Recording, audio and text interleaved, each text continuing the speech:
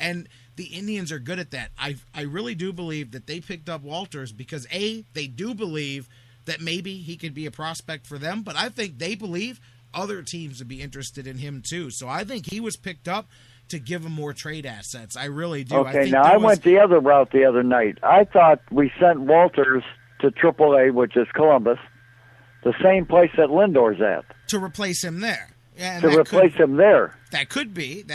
But then again, if you bring Lindor up, Ramirez is most likely going to be sent down because it's not going to be Aviles. And I don't think you keep all three. Do you keep Aviles and Ramirez? No, but I think that's why Lindor? Ramirez is playing is because we're showcasing him. And that's possible too. He's another one. There's enough intrigue about him. So that's why I'm saying people, that think the Indians are done moving. I mean, maybe they are, but there is the potential for some trading here and some maneuvering around. And I think, do you agree with me? It's up to the Indians. If 3 weeks from now, game or two out of the wild card, then the front office, I think, has a hard time not finding a pitcher, not finding something to help this team try to chase it down. They'll almost be hard-pressed not to make a move. Right. Because if you don't make a move, not only are you letting your team down, but you're letting the fan base down. I agree, 100%. But it's up to the team. And I think maybe that's kind of the message that the Indians, I mean, you can look at it as that being an excuse or whatever for not making a trade, but that's the message that I think the team is left with. If you want, force the front office to go do something, then go. Now, correct me if I'm wrong, but you very rarely move two infielders in the same trade. No, and that's why I think there's an ulterior motive to that, and I think we're both on. It could be any, and I don't think the Indians necessarily know. It's somebody is probably not going to be here. It could be Ramirez, it could be Walters, it could be, you know what I mean? But we just have a bunch of options because I think they found out. And look at it. This is why I think they brought Walters. They saw how many clubs were looking for shortstop / second baseman when they were trying to trade Asdrubal. So I think they said, man, I don't know what we can do with him, but we're going to be able to do something with him, whether it's on the field or in a trade. So because I did a little checking, and Ramirez has played third base. He originally started with the Yankees as a third baseman. Now, see here, the one problem, though, is if you get too high with the type of trade that you try to pull off, is then you do run the risk. And this is the one problem with making it in the month of August, is that a fellow contender jumps in and claims the player that you're trying to pass through on waivers, and then that throws the gum in the whole works. But, we have seen August trades happen, and we've seen trades happen that have helped teams before. It's just going to be up to the Indians. I'm trying to keep an even keel. I'm extremely excited about sweeping the weekend, but I'm also trying to keep an even keel about the fact that it was the Texas Rangers. To me, you didn't do anything phenomenal. You did what you should have done, and that's good enough for me. I'm with it. I'm very happy that you won. Yeah, Cincinnati's coming in, and they have the same record that we do.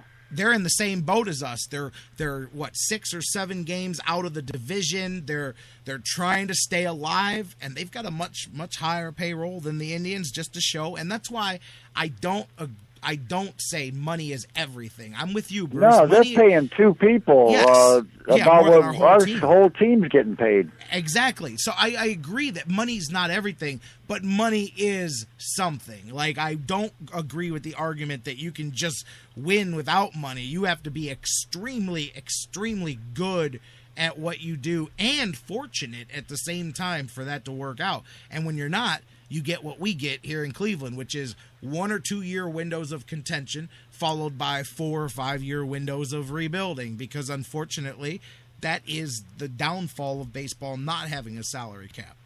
And that's another thing that I couldn't understand about the fans the other night.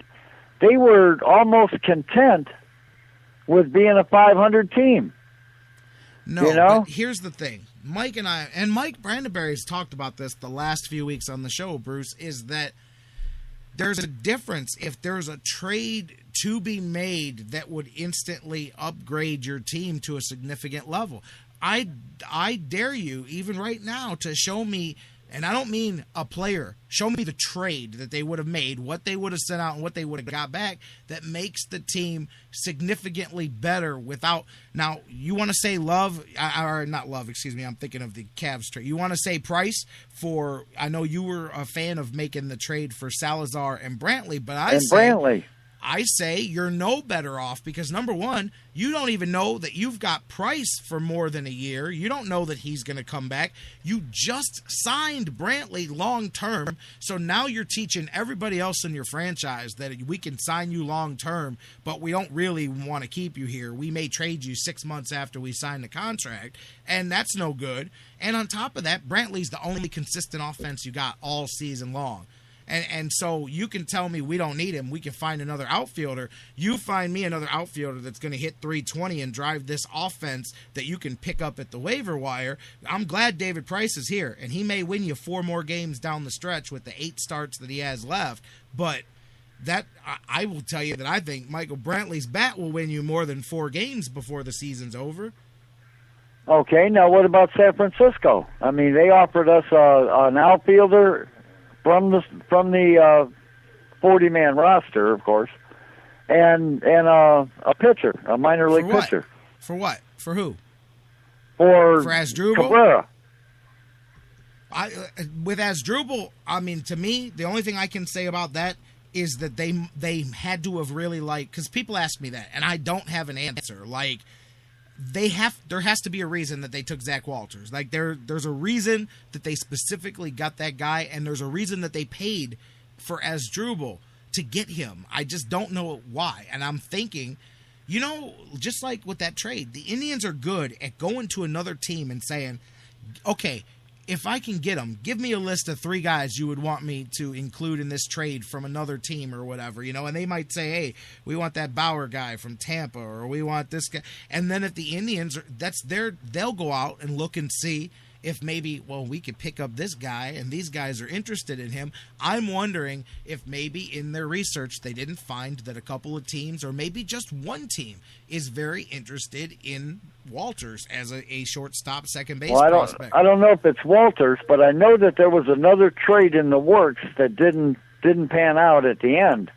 After they had traded Cabrera, because Antonelli said in the Cabrera press conference that they had another trade in line, but it fell through at the end. See, I think that was the Rios trade. I heard they were really, really close on that.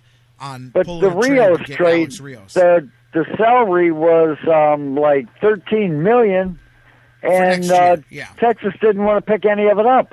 Well, that's the thing. 13.5. Yeah. That was the stop there. The Indians would have had to have committed to $13.5 million for next year, right, for Rios. And the problem with that is maybe you do that once you trade Bourne, or once. And I'm not saying I necessarily want Rios, but I'm saying you can't have Bourne, Swisher, and Rios eating up $45 million of your salary cap. And not only that, Rios only has 6 homers. Yeah, well, that's the thing. He lost his power. He's a slap hitter now. He can still hit 300. He can still hit, but he no more power. I mean, look at the drop. Clearly, there's a reason for that. You can make your own assumptions at what that reason is. Well, yeah, but I mean, I'm paying $13 million for a slap hitter. That's because when he was more capable, his contract was signed, and then when the power source was unplugged, I could have kept Reynolds. He's got 14 or 15 homers now. I don't know. Really? Does he? I haven't even. I don't know. But he's probably. What's he got? He number 15 yesterday. Yeah. What's he got? 170 strikeouts to go with it. I wouldn't be surprised. Well, yeah, but so does Swisher. Well, there's the difference. At least with Reynolds, you get the home runs. Swisher's just giving you the strikeouts, man. And I got a third baseman. Yep. So, sometimes the trades you don't make, or the cuts you don't make, or everything's always 20/20 hindsight. Absolutely, Bruce. Absolutely, and we've talked about that. All right, before we wrap this up, vision that way. This week, you got the kind of interesting 4-game series here with Cincinnati. Yeah, 2 here, 2 there. Yeah, and I kind of dig that. I think it's kind of cool, man. You do the 2, and then you drive down. What do you think? What do you look for the Indians to do here this week? I look for them to win the 2 at home and take one of the 2 in Cincinnati. They need to. That's where I'm hoping, but I mean, Cincinnati also. They're in the same desperate fight mode that the Indians are too, so it'll be interesting. Right. But obviously looking at the pitching matchups, the first thing that sticks out to you is that Corey Kluber is going to take the mound to start things off. So that's a good leaning towards taking the first game of this thing. As we know, Corey Kluber, just get him some offense. Just back him up with a little bit of offense out here, and that'll kick things off. But you got Kluber, Tomlin, and Cueto tomorrow night for Dollar Dog Night. Yes. And Indians duct tape night, which we talked about last week, coming up. And I just noticed this. They always put little fine print next to the stuff that they send me for talking about it. And 10,000 fans win the Indians duct tape. They're only giving these away on the exit. It's one of the rare exit giveaways. Usually you get your promotional item on your way into the park. Duct tape is only going to be given away on the way out, because I'm sure there's no limit to the things people do with that duct tape. Oh, yeah, no doubt. I can see a bunch of kids being duct taped to their seat, I mean, you don't even know what damage could be done with a roll of duct tape until 20,000 people have had their hands on it for a few hours, especially if the game and the natives get restless and the game rolls on. All of a sudden, you never know what could be done. But I just noticed it. They put it in fine print next to it. Exit giveaway. Very rarely do they give things away at the end of the game, but the duct tape is going to be an exit giveaway. So they're saying, listen, we're not responsible for any crimes you may or may not commit with our duct tape as you on the way out.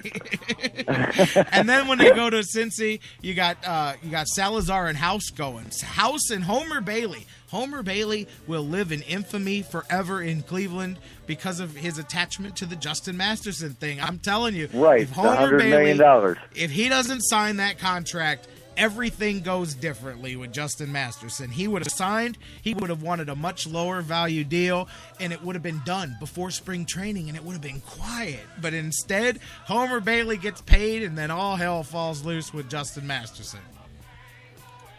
Yeah, I'm looking forward to the matchup with Kluber and I can't think of the guy's name. Kluber and Simon is tonight. Yeah. Alfredo Simon game tonight. Winner?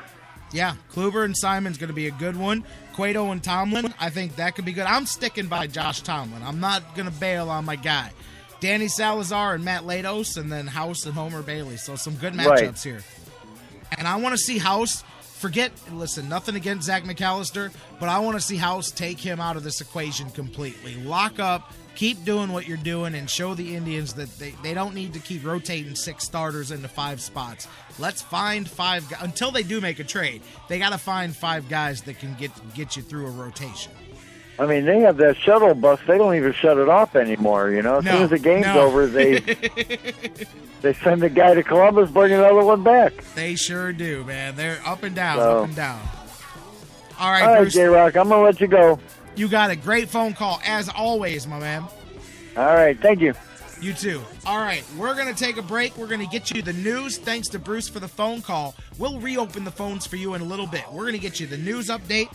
Come back on the other side of the break with Dan Wismar from the Cleveland Fan. He is way up north, and we're going to talk to him about the latest going on with the Browns. They had their scrimmage the other day, today, and Johnny Manziel got his opportunity with the ones. Did not go very well at all. We'll talk about, Brian Hoyer did not look great either today.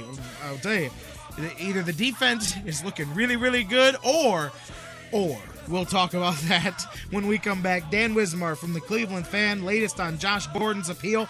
Andy Dalton, you talk about getting paid. We'll talk about all of that and more with Dan Wismar from the Cleveland Fan after the news, coming up next here on the Sports Fix. All we need is a and we'll turn this mother out. All we need.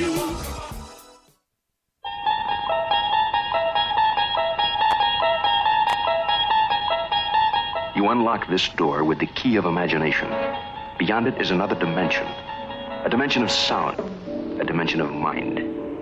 You're moving into a land of both shadow and substance, of things and ideas. You've just crossed over into The Sports Fix. We'll be right back.